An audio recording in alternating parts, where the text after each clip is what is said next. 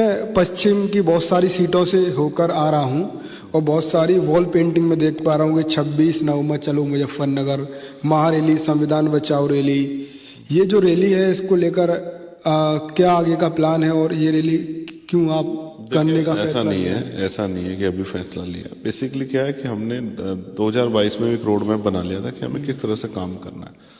उसी road map के regarding हमने 2025 में इवन 2024 लास्ट से हम लोगों ने ये तय कर लिया था कि हमें प्रभु जन सम्मेलन करना है जो 18 के 18 मंडलों में हुए। हो गए वो आपके। फिर हमने मुस्लिम संवाद किया, मुस्लिम समस्या और समाधान कार्यक्रम। फिर हमने पिछड़ा वर्ग संवाद 9 अक्टूबर का रख दिया। उस दिन जो है हमारी एक दूसरी पार्टी ने रैली रख दी तो हमने अपने को पीछे बैक कर लिया। आपका सम्मेलन था उससे गलत तरीके हाँ, तो हमने बैक कर लिया। वो हमारा सम्मेलन क्योंकि चला ही आ रहा है। मुस्लिम संवाद हुआ, कहा जा रहा था कि आप डर गए और बहुत सारी नहीं ठीक है।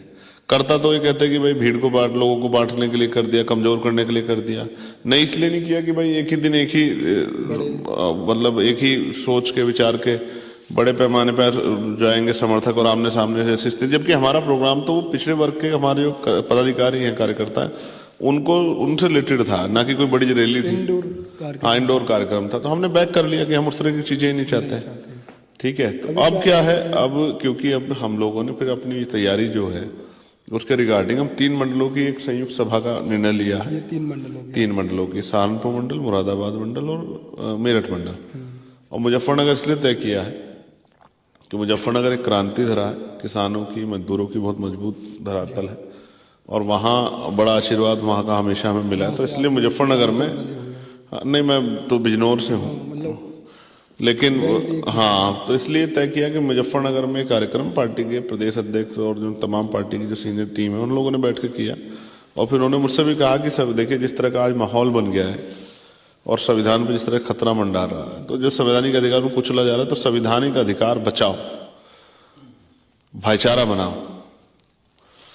इसलिए ये रैली जो है संविधान विरोधियों को आंख दिखाने के लिए, उनको बताने के लिए कि जब तक हम लोग हैं तब तक संविधान की तरफ कोई आंख नहीं उठा सकता और जो संवैधानिक अधिकार है उनको हम लोग छीनने नहीं देंगे। जो है 26 तारीख को महापुरुषों का आशीर्वाद रहा, तो क्योंकि संविधान दिवस के रूप में जो है ये बताने के लिए संविधान विरोधियों कि हम लोग हैं, तो बहुत बड़े पैमाने पर माताएं, बहनें, बड़े बुजुर्ग, नौजवान साथी आशीर्वाद प्यार देने के लिए आएंगे। मुझे ऐसा विश्वास आने वाले राजनीतिक शक्ति आजाद समाज पार्टी ने बनाई, भीम आर्मी ने बनाई है, वो उसका प्रदर्शन भी जो है वो पूरे प्रदेश को, देश को देखने को मिलेगा। नहीं, इसमें पश्चिम की बहुत सारी सीटों से होकर आ रहा हूं और बहुत सारी वॉल पेंटिंग में देख पा रहा हूं कि 26 नवंबर चलो मुजफ्फरनगर, महारैली, संविधान बचाओ रैली।